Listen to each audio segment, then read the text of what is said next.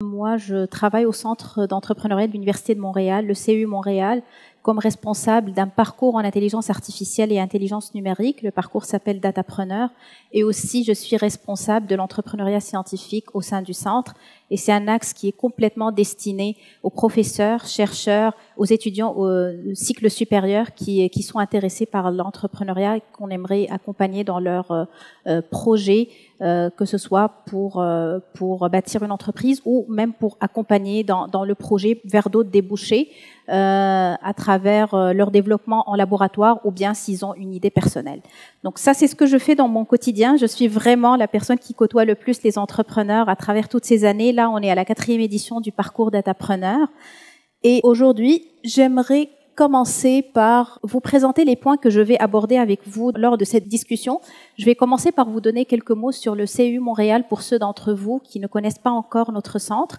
Je vais faire une petite présentation rapide et ensuite on va rentrer dans le vif du sujet en fait d'aujourd'hui. Quelle est la réalité des startups en IA d'après ce qu'on a vécu au centre, d'après notre réalité d'accompagnement et d'après en fait ce qu'on voit des entrepreneurs. Ce sont vraiment des constats réels qu'on a vécu, qu'on a observés, mais aussi ça représente un échantillon aussi de l'écosystème d'entreprises et de start-up au Québec. Ensuite, nous allons voir les défis, toujours émanant de la réalité des entrepreneurs, et je vais clôturer par des pistes de solutions et de réflexion à la fin de ma présentation. Donc, quelques mots sur le centre. Nous, on existe depuis déjà 23 ans. Pour ceux qui ne le savent pas, ça fait un bon petit bout qu'on est là. Notre mission est vraiment d'aider les entrepreneurs à développer leur entreprise technologique, d'innovation et leur entreprise qui émane d'idées scientifiques aussi en recherche. Donc, on les accompagne dans tout ça, mais aussi pour développer une culture entrepreneuriale et d'innovation au sein de l'Université de Montréal. Et tout ce que le centre offre, en fait, en termes de services, c'est destiné vraiment aux étudiants, aux diplômés, aux employés, aux professeurs, aux chercheurs de l'université. Mais notre parcours Datapreneur, c'est un parcours ouvert à tous. Donc, on n'est pas obligé d'être étudiant ou chercheur à l'Université de Montréal. C'est le seul parcours qui est ouvert à tous, je tiens à le mentionner. Mais on est pas mal actifs au sein du campus. Tout ce qu'on offre au centre, en fait, ne serait pas possible sans une équipe magnifique qui est dans les coulisses, qui pilote tout ça, qui s'occupe des différents axes et de services qu'on offre au centre. Je vous ai parlé au début du parcours Datapreneur, donc le parcours dont je suis en charge, qui est plus axé sur l'intelligence artificielle et la science des données, et qui est ouvert à tous. Comme je vous ai dit, c'est un parcours de 8 mois qui propulse l'entrepreneuriat IA. On a aussi le parcours Technopreneur qui est plus axé sur l'entrepreneuriat scientifique, qui est destiné aux chercheurs étudiants au cycle supérieur, et le parcours Innovink RBC qui, lui, plus axé sur l'innovation au sens large en termes de produits, de services, en termes aussi en innovation sous toutes ses formes. En fait, ça peut être pour une Inc, pour une OBNL, pour une coopérative. Bref, c'est vraiment l'innovation dans son sens large. Mais aussi, on offre des activités de sensibilisation au sein du campus. Nous avons des ateliers 3-2-1 J'entreprends qui, eux, abordent différentes thématiques en lien avec l'entrepreneuriat et le démarrage d'entreprises qui se font sur une base régulière et c'est souvent publicisé sur nos médias sociaux. Nous faisons des activités de réseautage, nous faisons des conférences sur une base régulière aussi, il faudrait nous suivre. Et on a un service de coaching, il suffit juste d'aller sur le site du centre et de prendre rendez-vous avec mes collègues qui s'occupent de cet axe-là. Donc sans plus tarder, je vous invite vraiment à nous suivre sur les médias sociaux pour avoir tous les détails sur tout ce que je viens de dire et aussi d'aller voir notre site web là où vous allez trouver tous les détails de ce que je viens de dire aussi. Alors, revenons à notre sujet d'aujourd'hui, quelle est la réalité des startups en intelligence artificielle? Et comme je vous ai dit au début, le contexte, c'est vraiment un contexte réel d'entrepreneurs que nous avons accompagnés. Ce sont des constats que nous, et moi-même personnellement, je les ai vécus avec les entrepreneurs à travers les 4 éditions de Datapreneur que je vais vous montrer aujourd'hui. Et à travers les 4 éditions de Datapreneur, comme je vous ai dit, j'aimerais commencer par quelques observations que nous-mêmes, on a vécues au sein du centre. La première, c'est qu'il y a de plus en plus d'engouement pour l'intelligence artificielle de la part des entrepreneurs.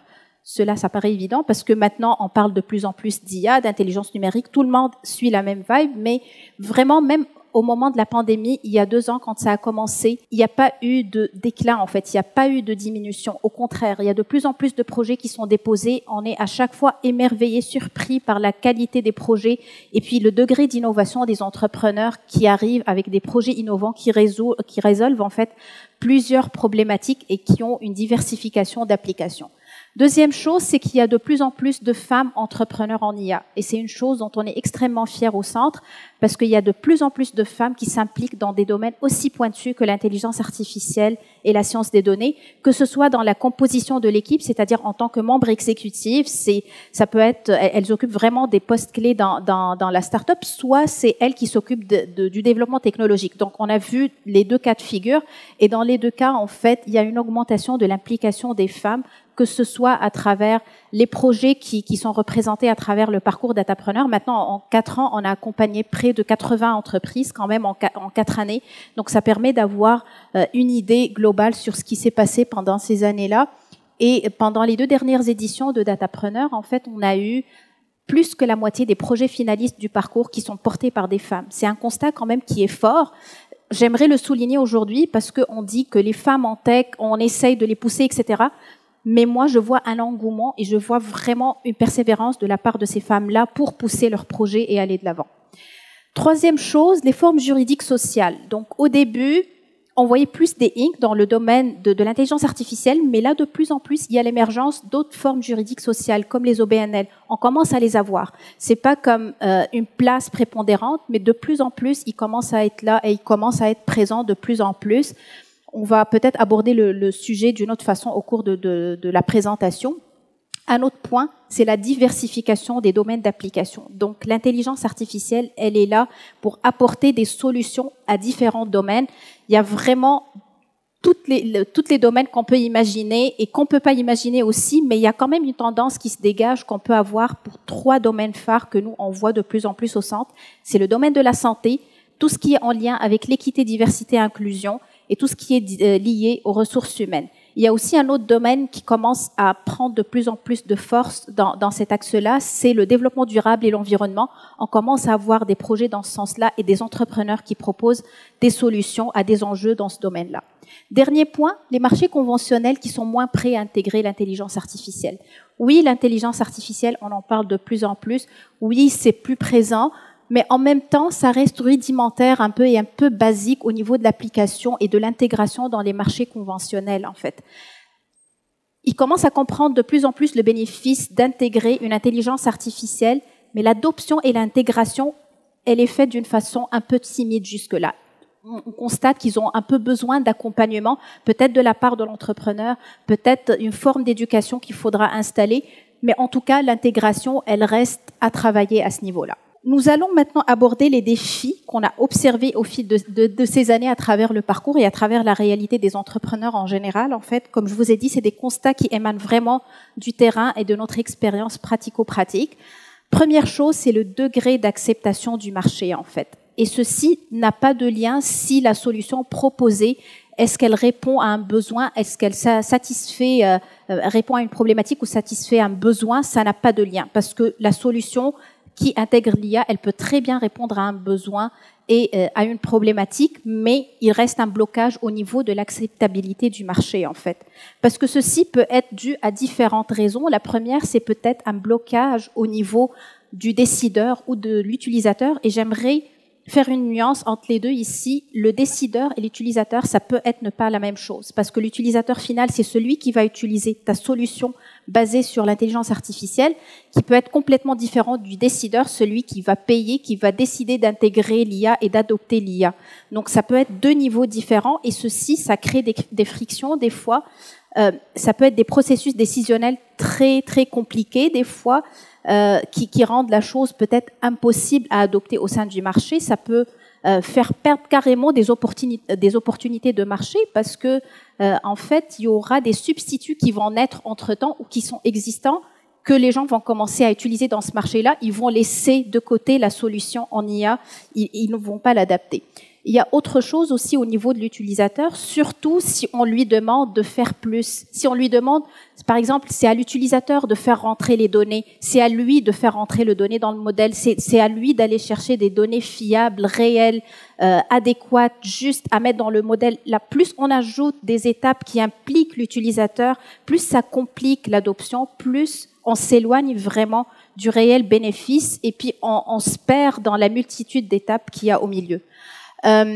Ceci, en fait, ça se traduit par peut-être un petit manque d'agilité ou d'aisance de la technologie par rapport à certains utilisateurs quand ils utilisent la technologie. Ça complique davantage quand je disais si on implique l'utilisateur, on lui demande de faire encore des tâches supplémentaires pour faire tourner le modèle, etc.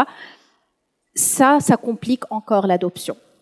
Encore une fois, ça dépend de la nature du marché et du secteur de marché, parce qu'il n'y a pas soit noir, soit blanc, il n'y a pas comme un marché ouvert et un marché fermé. Non, le marché, il peut ne pas être complètement fermé, il peut être comme difficilement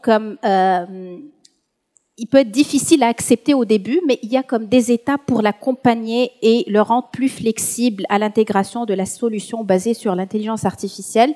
Donc, encore une fois, ça dépend aussi de la nature du marché. Ça prend une grande connaissance du marché pour pouvoir utiliser les bonnes façons pour amener le secteur à accepter. Je me rappelle qu'il y avait un entrepreneur qui m'avait dit une fois, en fait, c'est une personne très calée techniquement, technologiquement, il n'a pas de problème dans ce sens-là, mais il m'avait dit, si j'avais su, je me serais associée avec une personne professionnelle du marché. Je ne vais pas le nommer, le marché. Là, on ne va pas faire de discrimination aujourd'hui. Il m'a dit, si j'avais su, je me serais associée avec une personne professionnelle du marché parce que elle m'aurait appris sur les rouages, en fait. Je ne le ferais pas comme ça et j'ai perdu beaucoup de temps au début. En fait, si j'avais su, je me serais vraiment associée à quelqu'un de l'interne qui m'aurait éduquée sur ça. Et j'aurais pris complètement une autre tournure. Cette personne, elle a fini par rendre sa solution gratuite au final.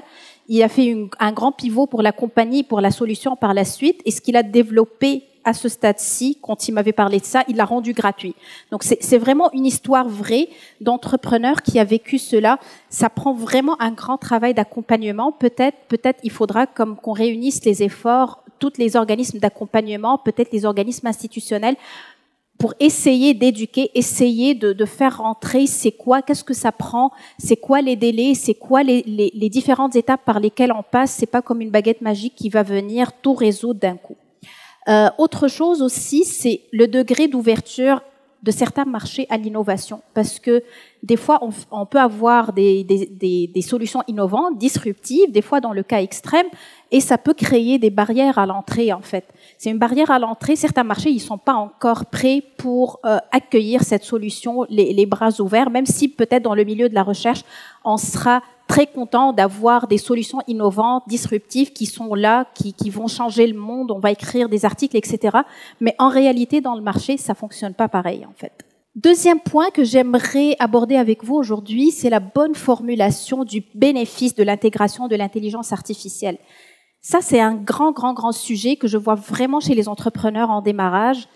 La formulation du bénéfice. Et là, je parle du bénéfice pour le client. Pour le client, je souligne ça, je mets comme trois lignes sur ça, parce que le client, il ne voit pas ce que vous faites avec l'IA. Il veut « what's in it for me ?» Il veut comme la solution pour lui, le bénéfice direct. Est-ce que ça va me permettre de faciliter mon déplacement, de diminuer mon coût, de diminuer mon temps? Ça va me faciliter la vie, ça va m'enlever un fardeau. C'est ça ce qu'il voit le client dans son quotidien. Il voit pas la façon dont vous croisez les données, dont vous allez collecter en temps réel, dont vous allez utiliser des modèles robustes, des modèles justes, vous allez donner des résultats fiables. À la fin, il regarde pas tout ça. Si possible, l'impliquer le moins possible dans les étapes de l'intégration et lui donner les résultats comme d'une façon instantanée pour qu'il soit satisfait avec le résultat. C'est ça ce qu'il regarde, le client, en réalité. Et ça, il faut le comprendre très rapidement parce que des fois, je vois des entrepreneurs, en fait, qui sont, qui veulent chercher le bénéfice, mais qui s'éparpillent trop, qui vont aller chercher tous les bénéfices possibles et imaginables quand ils vont parler à un client. Mais c'est pas la bonne façon de faire parce que la personne qui vous écoute va se perdre dans ça et on va pas comprendre exactement qu'est-ce que vous faites pour lui, en quoi vous l'aidez à résoudre son problème et c'est quoi le gain pour lui. Donc, si possible, comme se concentrer juste sur 2-3 bénéfices primaires, les travailler comme il faut, les comprendre, les quantifier comme il faut, donner une information percutante pour quand on va parler au client, il comprend directement le bénéfice, il va adopter, il va intégrer tout de suite après. Autre chose, c'est l'IA n'est pas un buzzword. Hier, j'étais dans une conférence ici et le conférencier, il a dit un mot que j'ai bien aimé, l'IA n'est pas une baguette magique. C'est pas ça. Ce n'est pas une baguette magique. Moi, je le dis avec mes propres mots. Je le dis, c'est pas un buzzword. C'est pas on le met n'importe où parce que c'est la tendance et parce que ça résout tout. Des fois, en fait, l'expertise dans la compagnie, l'expertise technologique au sein de la compagnie peut être de dire non, l'IA, c'est pas le bon outil en fait pour résoudre ce problème-là. Ça peut être une décision très stratégique. Hein. On n'est pas là juste pour mettre de l'IA parce qu'il y a tout le monde en parle. C'est pas ça l'objectif. L'objectif, c'est de la mettre à la bonne place pour avoir des résultats plus optimisés, pour atteindre quelque chose qui est plus poussé. Mais c'est pas juste la mettre pour la mettre. L'IA n'est pas le bénéfice. C'est un outil qui permet d'atteindre le bénéfice. C'est très intéressant dans le mindset des entrepreneurs d'intégrer ces notions-là. Et c'est pas évident de le voir dès le début. Ils pensaient que l'IA, c'est comme la baguette magique, on va résoudre tous les problèmes du monde avec ça. Mais des fois, l'expertise technologique, elle doit être là pour dire non, je t'arrête, non, c'est pas ça le bon outil. C'est un outil parmi d'autres. Oui, certainement, ça permet de faire des choses, mais il y a ça pour ta solution. Ça, c'est plus adéquat à cette étape-ci. Et peut-être l'IA, ça va être soit pas du tout utilisé, soit ça va être utilisé dans une phase un peu plus avancée. Autre chose, les termes techniques, ça, je le vois des fois quand l'équipe d'entrepreneurs ou quand l'entrepreneur fondateur, des fois, il est très fort technologiquement, c'est son background technique, c'est un peu son bébé, la solution qu'il a développée, il a envie de tout mettre. Là, encore une fois, je vous souligne que je parle du bénéfice pour le client. On n'est pas devant un comité scientifique parce que chaque contexte, il a son discours et sa façon de présenter les choses. Évidemment, si vous allez devant un comité scientifique, évidemment, on va rentrer dans les détails techniques, les gens vont vous challenger, etc. Il faut comme se positionner par rapport à ça. Mais là, je pars du bénéfice par rapport au client. Et quand l'équipe, elle est très technique, des fois, il y a ce défi-là pour leur dire il faut pas trop en mettre parce que les gens vont se perdre. En fait, le jargon, il est très spécialisé pour toi, c'est clair. Ça paraît évident en le disant comme ça. En fait, tout le monde va me dire ah ben oui, je vais comme simplifier mon discours. Mais en réalité, c'est pas si évident que ça pour les personnes qui sont très techniques, qui développent quelque chose au sein de la compagnie, qui développent une solution basée sur l'IA. Des fois, c'est pas si évident de travailler cette formulation de bénéfices sans s'éloigner du jargon plus spécialisé ou bien de termes plus compliqué, disons, pour monsieur, madame, tout le monde, évidemment, qui n'appartient pas au domaine. Le meilleur moment pour intégrer l'IA à la solution. Ça, c'est une question que je reçois tout le temps des entrepreneurs. Dès le premier jour, par exemple, si je prends Datapreneur, dès le premier jour qu'ils commencent la cohorte, ah ben, on va intégrer l'intelligence artificielle, comment on va faire? Ok, oui, tu vas l'intégrer, c'est bien d'y penser dès le début. En fait, y penser dès le début, ça va être mieux pour la compagnie et mieux pour la planification des étapes, en fait. Ça va faciliter la priorisation par la suite. Ça va faciliter comment tu montes tes étapes du prototype, par exemple. Tu vas savoir quoi faire à quelle étape. Ça va permettre de bien organiser le travail, d'avoir les bonnes ressources à chaque étape. Donc oui, le penser pour une bonne planification, le plus tôt, le mieux c'est. Mais il y a beaucoup d'autres étapes à faire avant d'arriver à cette étape d'intégration de l'intelligence artificielle. Il y a beaucoup d'autres étapes. Comme on a dit l'autre fois, il faut très bien comprendre son marché, se positionner par rapport à ça, bâtir le modèle d'affaires, valider ce modèle d'affaires, émettre des hypothèses et aussi essayer d'aller les confronter au terrain parce que plus tu vas confronter tes hypothèses au terrain plus tôt, plus tu vas apprendre et plus tu vas être capable d'ajuster les choses. Si tu vas rester coincé dans la partie juste technologique à développer, peut-être tu vas te rendre compte au bout d'un certain moment que ce que tu développes n'est pas adapté. Et là, le coût va être beaucoup plus important et ça va être plus difficile de revenir en arrière. Donc, il y a beaucoup d'étapes de préparation. Et l'intelligence artificielle, ce qu'elle va faire, on peut vraiment le simuler d'une façon moins technologique ou non technologique, voire manuelle au début.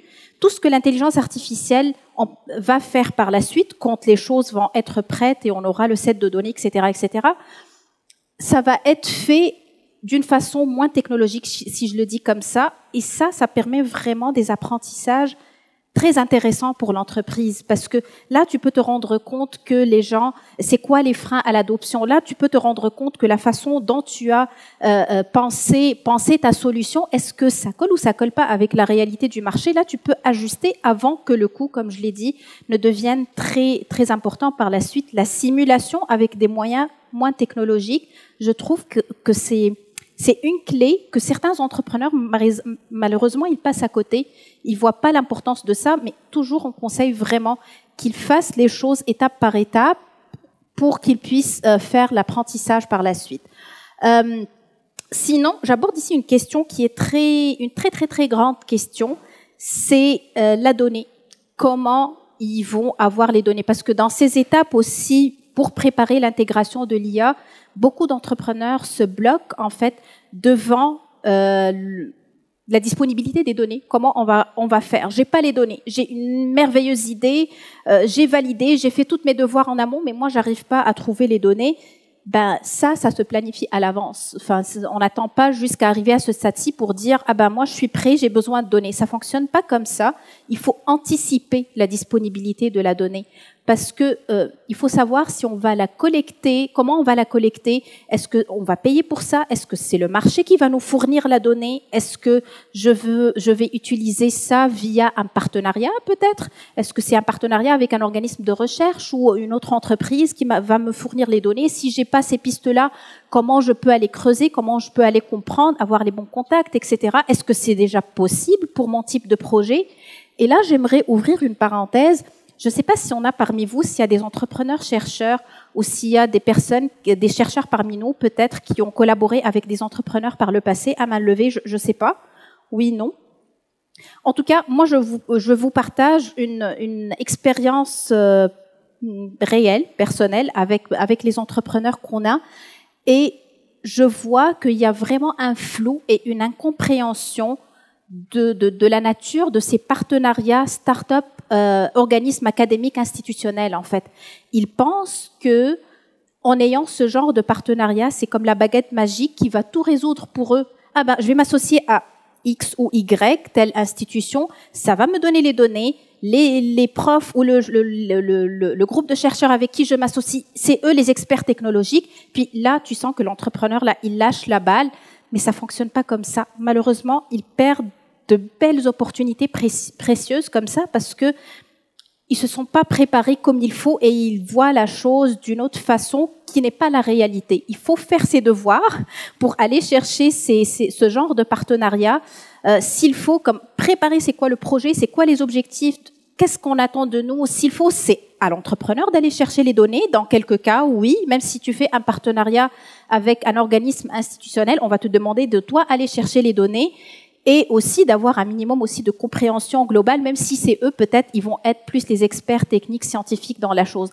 Donc c'est un peu un problème de posture de l'entrepreneur, des fois, surtout quand l'expertise technologique, elle n'est pas à l'interne. Ça crée ce genre de friction et malheureusement, vraiment, on perd de belles collaborations et de beaux partenariats potentiels comme ça, juste parce que le mindset, il n'est pas le bon et que l'entrepreneur, il n'est pas préparé de la bonne façon. J'ai assisté à des réalités comme ça, je me dis, il faut repenser la chose différemment. C'est peut-être notre façon, peut-être nous, en tant qu'organisme de soutien, d'aller collaborer peut-être avec ces organismes, ces instances académiques, institutionnelles pour essayer d'accompagner l'entrepreneur d'une autre façon différente, peut-être pour qu'il ait la vision globale 360. Qu'est-ce que ça prend du côté entrepreneurial à faire? Qu'est-ce que ça prend du côté recherche? Comment tu dois te préparer à ce type de partenariat? C'est vraiment, ça prend comme les efforts de tous qui sont autour de la table pour essayer de les préparer au mieux et de leur dire qu'est-ce qui est attendu d'eux et c'est quoi le rôle de chacun. Évidemment, là, je reviens à mon point pour les données. Là, je ferme la parenthèse pour cette histoire de partenariat académique, etc. Si les données sont là, évidemment, il faudrait penser à leur sécurité, à leur éthique. On parle de plus en plus de l'éthique de la donnée.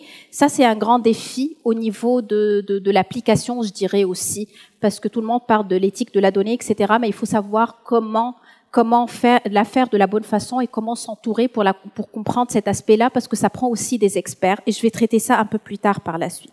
Un autre point, la bonne estimation des étapes pour développer la technologie. Donc, les entrepreneurs, des fois, ils ont un problème de comment estimer les étapes pour développer la technologie. Surtout, comme je vous ai dit, la plupart des entrepreneurs, il y a un problème d'expertise technologique à l'interne. Donc, si tu n'es pas dans ce cas-là, si tu n'as ni l'expertise technologique à l'interne, ni l'expertise stratégique, ce point-là va être vraiment difficile pour l'entrepreneur. Par où commencer qu'est-ce qu'il faut faire, qu'est-ce que je dois prioriser, comment je vais bâtir mes étapes. Mais la pensée clé dans ça, oui, ça prend des experts, oui, on est d'accord, mais la pensée clé dans ça, c'est que ça se fait d'une façon graduelle, en fait. On peut pas bâtir des étapes en pensant directement à l'objectif ultime, il faut comme le segmenter en petites étapes. Et si, comme l'entrepreneur, des fois, il est en panique, entre guillemets, là, parce qu'il sait pas trop, il risque, en fait, de transmettre sa pensée au client. Ça, c'est la chose la plus dangereuse qu'il peut faire, parce que s'il voit ça comme une montagne insurmontable, des étapes qu'il comprend pas, c'est le flou, il sait pas, cette panique, en fait, qu'il a au fond de lui, il va la transmettre au client, ça va être la pire chose qu'il va faire pour sa compagnie. Mais si on est dans la transparence, si on est dans la segmentation et on sait exactement à chaque étape qu'est-ce qui est demandé, c'est quoi les livrables, c'est quoi le output, c'est quoi le input, c'est quoi le output, ça va vraiment faciliter la chose et tout le monde va être content en bout de ligne. Comme je vous ai dit, c'est vraiment lié au manque d'expertise et au manque de ressources technologiques à l'interne, parce que les entreprises, des fois, ça prend des experts, mais au début, ils savent pas par où commencer, en fait. Ça me prend qui, finalement? Est-ce que j'ai besoin d'un scientifique de données? J'ai besoin d'un développeur? J'ai besoin de quelqu'un de stratégique qui va me planifier ça? J'ai besoin de quelqu'un qui a une expertise en gestion de produits, peut-être? Je sais pas. Ils savent pas c'est quoi le profil et à quel niveau. Est-ce que je prends un stagiaire? Là, c'est un grand point d'interrogation. Si tu n'as pas l'expertise interne pour suivre le stagiaire aussi, tu risques d'avoir peut-être de mauvaises surprises à la fin quand tu vas être plus avancé dans la compagnie. Est-ce que je prends un consultant? On ne sait pas encore. Ça ramène son tas de défis aussi. C'est une personne externe qui a un mandat spécifique, etc. Est-ce que je ramène un partenaire académique institutionnel, comme je vous ai parlé tout à l'heure? Ça ramène aussi son lot de défis, surtout si l'entrepreneur il comprend pas sa posture et son rôle dans ce point-là. Donc vraiment, c'est des questions qui se posent au quotidien et je trouve vraiment c'est un peu délicat. Oui, ils arrivent à s'entourer par la suite. Oui, ils arrivent à bâtir leur contact par la suite, mais le processus d'apprentissage, il peut être un peu à la dure pour ce point-là. Là, un autre point que j'aimerais ramener, en fait, par rapport au pivot, je sais que c'est un point qui peut être commun à d'autres entreprises dans d'autres domaines, dans d'autres startups, dans d'autres domaines, le fait de pivoter. Mais moi, je l'ai vu dans les entreprises en intelligence artificielle, parce que le fait de pivoter, c'est comme en recherche. Hein. On part d'un point A et puis après, on pense arriver à un point B, mais au fur et à mesure, on découvre d'autres choses. Il y a des hypothèses qui sont validées, invalidées. Il y a des éléments nouveaux qui rentrent en ligne de compte. Donc, du coup, ça nous ramène à un point C, D, E, F, G, H ou même Z par la suite. On ne sait pas trop. Donc, ça, c'est un peu le principe du pivot. Mais ça prend vraiment une ouverture à comment on intègre le marché, à comment on comprend sa réalité. C'est pas évident de faire ce pivot, en fait. J'ai assisté à beaucoup d'entreprises qui ont fait ce pivot, mais le plus tôt tu le fais, le mieux c'est, parce que des fois les coûts après, ça devient beaucoup plus cher pour la compagnie. Évidemment, il faut être sûr de ces conclusions, de ces données pour dire que non, on va aller dans l'autre sens ou dans un sens qu'on n'a pas vu dès le départ. Mais il faut avoir vraiment cette facilité à comprendre le marché et l'ouverture à écouter le marché pour dire oui ou non, est-ce que c'est peut-être une bonne solution pour nous pour aller pivoter par la suite. On ne sait pas, j'ai mis ce point-là parce que ça a été un peu dur pour certains entrepreneurs que j'ai vus de près. Ça n'a pas été facile de s'éloigner de leur idée de départ, mais il faut comme être capable à un certain moment de prendre la bonne décision. Si c'est la bonne décision, évidemment, si elle est fondée, il y a les bons arguments pour le faire. D'autres défis là que je vais vous présenter rapidement en liste. Là, j'ai abordé un peu la question de l'éthique tout à l'heure, mais en fait, la question de l'éthique, c'est une question qui revient de plus en plus. Maintenant, on parle tous de l'éthique, de l'IA responsable, et on essaye nous-mêmes à ramener nos entrepreneurs vers l'IA responsable et ces notions d'éthique, etc. dans le projet. Mais le défi, c'est vraiment l'application réelle et concrète dans le projet. Parce que tout le monde parle d'éthique, mais qu'est-ce qui se fait réellement dans l'entreprise par la suite?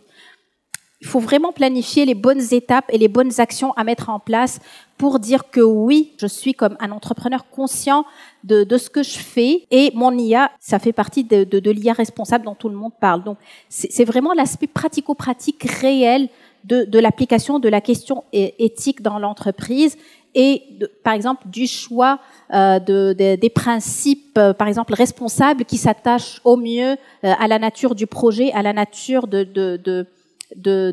la mission de l'entreprise, par exemple. Tout ça, c'est des genres de réflexions qui doivent se faire en amont et ne pas les laisser de côté parce que tu as le fait de trouver ton produit market fit, le fait de valider avec tes clients, le fait de trouver ton premier client, c'est ça les priorités. Et tu oublies ces questions-là, qui sont des questions de fond. Le plus, ils le font au début. Le plus, c'est plus facile dans le processus de l'intégrer par la suite, en fait. Parce que ça permet de faire les bons choix. Ça permet d'intégrer les bons milieux avec qui on va collaborer tout au long. C'est des réflexions de fond, hein. C'est pas juste quelque chose qu'on parle juste pour mettre comme ça. C'est vraiment des réflexions de fond qui permettent d'ouvrir d'autres pistes, qui permettent d'ouvrir peut-être d'autres opportunités qu'on n'a pas vues. C'est pour ça que je me dis, le défi, c'est vraiment l'application réelle de ça. Et ne pas juste être conscient et dire que oui, on a ça, et puis en réalité, ça donne pas quelque chose. Les besoins en talent et de ressources, oui, c'est commun à plusieurs startups et entreprises, pas uniquement dans l'intelligence artificielle. Mais ce que je veux souligner, il y a un entrepreneur que j'ai rencontré il y a quelque temps qui m'a dit que il a un peu dépassé le stade de démarrage. Il a une équipe et tout. Il m'a dit ça fait 2 fois en fait que je n'arrive pas à consolider mon équipe parce que à chaque fois que je recrute une équipe technologique, au bout de quelques mois, la personne que j'ai engagée, elle part dans une autre grande compagnie et on connaît tous les géants internationaux là de technologiques et en intelligence artificielle qui attirent les talents. Donc ça devient vraiment quelque chose de challengeant pour les plus petites entreprises, les startups qui démarrent. Comment on pourra les retenir finalement ces talents-là? Déjà, ils ont du mal à les trouver et déjà quand ils sont là, comment on pourra les garder par la suite parce qu'ils n'ont pas les mêmes avantages. Ils ont beau à leur proposer de l'équité, ils ont beau à les séduire par la mission, par la vision de l'entreprise, par ce qui se fait, mais des fois il y a des personnes qui vont migrer, d'autant plus que maintenant avec toute la flexibilité, on peut travailler de n'importe où. Donc c'est tout un sujet, ça, et puis je le mets parce que vraiment, il y a certaines entreprises qui l'ont vécu et ça peut vraiment être déstabilisant pour la continuité disons, de l'équipe ou du travail à l'interne. Dernière chose, je voulais mentionner tout à l'heure, c'est le besoin de compétences technologiques et c'est très difficile au début. Oui, pour les équipes qui démarrent, qui ont des compétences technologiques, ça c'est un autre cas de figure, eux ils peuvent avancer de leur côté, mais les équipes qui n'ont pas les compétences technologiques, c'est c'est l'équipe ou c'est le fondateur qui a juste l'idée du projet, mais il n'a pas le background technique pour bâtir. Ça c'est un grand défi parce que comment tu t'entoures, comment tu vas trouver les bons profils, quelle expertise, à quel moment et quel niveau d'expertise est juste suffisant pour moi. J'ai pas envie de chercher plus parce qu'ils n'ont pas les moyens aussi au début d'aller embaucher des personnes avec 10, 15 ans d'expérience. Il faut aussi se mettre dans leur réalité à eux. C'est comme l'œuf ou la poule. Est-ce que j'ai besoin de l'expertise, mais en même temps, comment je vais faire pour exactement? C'est un problème financier à la fin, mais en même temps, c'est un défi très important pour eux, pour comment les garder ces gens-là et les trouver. Piste de solution, réflexion. Rapidement, je vais vous présenter quelques pistes de solutions que nous avons observées, soit moi je vous propose ça à titre personnel et c'est sujet à réflexion, à débat. Un accompagnement plus poussé en incubation et après. Parce que quand ils ont, par exemple, dans un parcours entrepreneurial ou dans un programme entrepreneurial, que l'équipe elle est bien entourée dans ça, ok. Mais je vois de plus en plus qu'il y a besoin d'expertise plus poussée. Je prends l'exemple, par exemple, du domaine du supply chain. Et c'est souvent des expertises qui sont croisées, en fait. On a besoin d'experts en supply chain et IA en même temps. Donc, c'est une denrée très, très rare en réalité. On n'a pas tant que ça, les experts comme ça, mais ils peuvent être vraiment d'une aide très, très précieuse pour les entrepreneurs parce que, si je prends encore l'exemple du supply chain, parce que c'est quelque chose de récent dans ma tête, et j'ai eu quelques cas récemment. Le supply chain, des fois, les entrepreneurs, ils voient pas l'impact direct et indirect de leur projet sur le supply chain. Des fois, ça demeure tellement abstrait pour eux qu'ils ont tellement besoin d'accompagnement au niveau de la réflexion déjà avant d'arriver à définir c'est quoi le marché, à valider, à intégrer, à mettre en place, à faire la mise en opération par la suite. On n'est pas encore arrivé à ces étapes-là de la chaîne. On est vraiment au tout début déjà de comprendre c'est quoi l'impact direct et indirect du projet sur le supply chain. Ça, c'est vraiment un grand accompagnement au niveau de la réflexion parce que des fois, ce n'est pas évident. Et c'est dommage parce que ça ouvre tellement d'opportunités et ils passent à côté de tellement d'opportunités. C'est pour ça que je me dis, si on arrive à avoir des experts spécialisés dans ça, ça peut tellement résoudre beaucoup de choses et comme on dit, on peut les pousser plus loin et on peut avoir quelque chose de plus spécialisé pour certains domaines, en fait. Autre chose, je parlais tout à l'heure des partenariats académiques, etc., start-up. Il faudrait qu'on pense vraiment et réellement à une forme de collaboration plus cohésive, en fait, entre les organismes, parce que en tout cas peut-être c'est mon rêve à moi, c'est vraiment de leur offrir quelque chose vraiment 360 qui soit du côté entrepreneurial à faire, qui soit du côté technique, scientifique, qui soit du côté marché, application réelle. Donc vraiment, il faut réunir tous et puis être vraiment autour de la table pour essayer de ne pas travailler en silo. On a vraiment besoin qu'on soit dans une collaboration cohésive et plus efficace. Je passe très rapidement par rapport à la question de l'éthique parce que je l'ai abordée tout à l'heure et l'idée ici, c'est vraiment de l'appliquer réellement le plus tôt dans ça. Et puis nous, dans le centre, on collabore vraiment avec des experts en éthique. On essaie un peu d'éduquer nos entrepreneurs et de les sensibiliser. On collabore aussi avec Inventé, qui est le centre d'innovation technosociale de l'Université de Montréal, qui aussi nous aide dans la sensibilisation de nos entrepreneurs aux principes de la Déclaration de Montréal, etc. et comment les épauler dans cette réflexion d'IA responsable.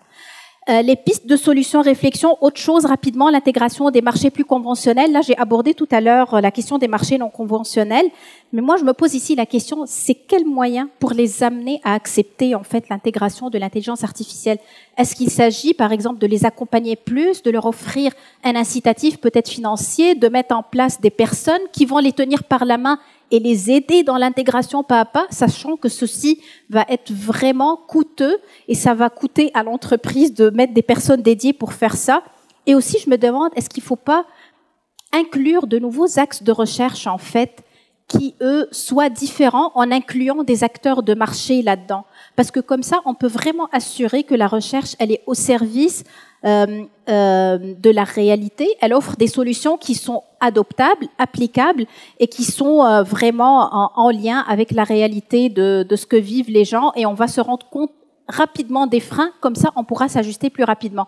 Donc il y a comme une sorte de rapprochement qu'on doit faire entre ce qui se fait en labo, peut-être il y a des découvertes magnifiques, mais en même temps, si on s'associe à des gens de la réalité du marché, dès le départ, on va pouvoir ajuster pour justement assurer une meilleure application de ce qui se fait en labo. Je vais conclure. On a parlé de plein de défis aujourd'hui, mais j'aimerais quand même vous laisser sur une note positive quand même, malgré qu'il y a beaucoup de défis, et il y en aura toujours, ça c'est sûr. Les erreurs se feront comme toujours, c'est une forme d'apprentissage, comme on dit. Mais sur une note positive, honnêtement, il y a beaucoup d'agilité maintenant et d'ouverture de la part des entrepreneurs. Il y a de nouvelles générations vraiment qui sont impliquées, qui veulent faire de l'IA responsable, qui sont impliquées dans leur communauté, dans leur environnement. Ils sont là pour écouter, pour se faire coacher. Ils veulent vraiment apporter une différence. Et là, je vois que c'est quelque chose qui est vraiment intéressant à prendre en compte et vraiment on est choyé de les avoir, ces nouvelles générations. L'écosystème de soutien, c'est un écosystème de soutien qui est spécialisé, qui est en train de se former. Et vraiment, il y a une très, très grande volonté pour soutenir les entrepreneurs dans cet axe-là. Dernière chose, il y a beaucoup de nouvelles opportunités, que ce soit au niveau du marché, au niveau du financement, au niveau de l'ouverture au partenariat.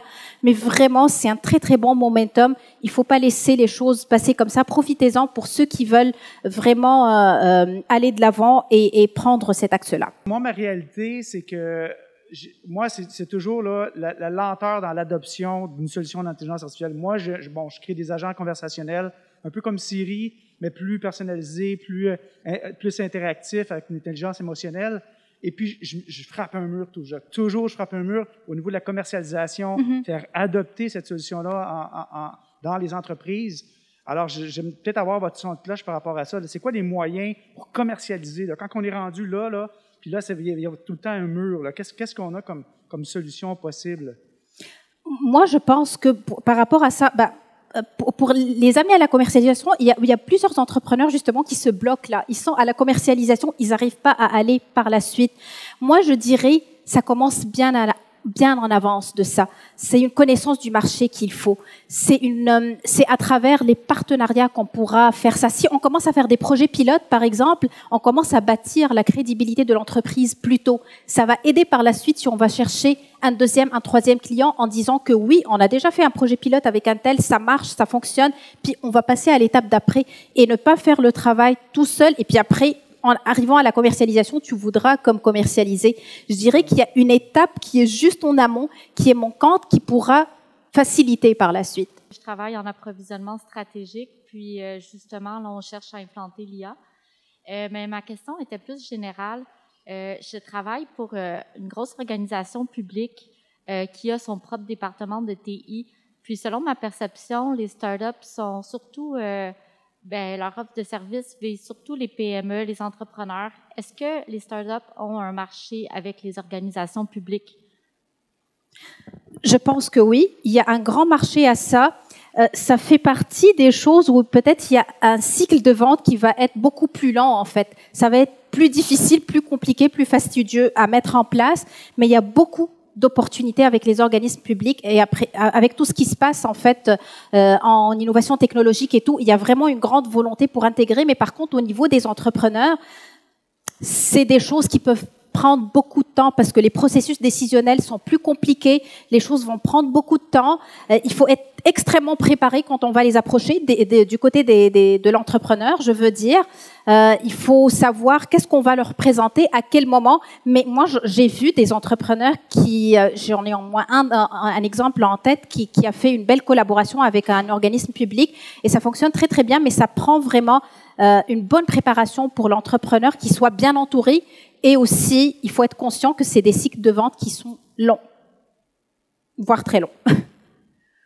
Il y a vraiment 3 différentes choses qui sont ressorties quant aux défis liés aux startups qui œuvrent dans l'intelligence artificielle. La première, le premier est lié au marché. Dans le marché, il faut entendre 2 choses. Premièrement, il faut que le marché soit prêt, le marché dans lequel on veut offrir des services justement d'IA soit prêt à l'accepter. Ça peut être que les utilisateurs soient capables ou bien accompagnés, ou alors que le secteur d'activité le permette. Comme vous disiez, il y a des secteurs où c'est plus ou moins facile que d'autres. La deuxième chose, c'est vraiment du côté de l'entreprise de planifier et deuxièmement estimer correctement les étapes du développement. Donc, dans planifier, ça prend en compte justement de regarder si, même si on va pas l'implémenter tout de suite, mais voir si on peut commencer des partenariats avec, par exemple, les universitaires. Ces partenariats peuvent être un peu pas problématique, mais il peut y avoir des déceptions dans le sens où les entrepreneurs veulent que ça aille vite. Ils sont dans le 100 mètres. Les universitaires sont beaucoup souvent dans le marathon. Donc, souvent, il y a un problème de résultats versus ce que les universitaires offrent habituellement. Puis, d'autres défis en dehors du marché et de planifier et estimer correctement implique justement des défis éthiques et qui peuvent être on peut s'en sauver si on est capable de planifier assez tôt en avance. Aussi, il y a des défis liés au talent auxquels surtout les petites entreprises ont du mal à échapper et des ressources technologiques qui un peu dans le même sens que les talents. Donc, quand on n'a pas beaucoup de finances, c'est les Google de ce monde qui vont essayer d'avoir tous les talents. Puis, je pense qu'à la fin, ça finissait bien. L'idée générale, c'était de profiter de cet environnement qu'on a ici à l'Université de Montréal, notamment avec le CU Montréal. Si vous pouvez, je vous invite à aller regarder Facebook, voir un peu ce qu'ils font dans l'accompagnement des entrepreneurs pour les personnes qui seraient intéressées.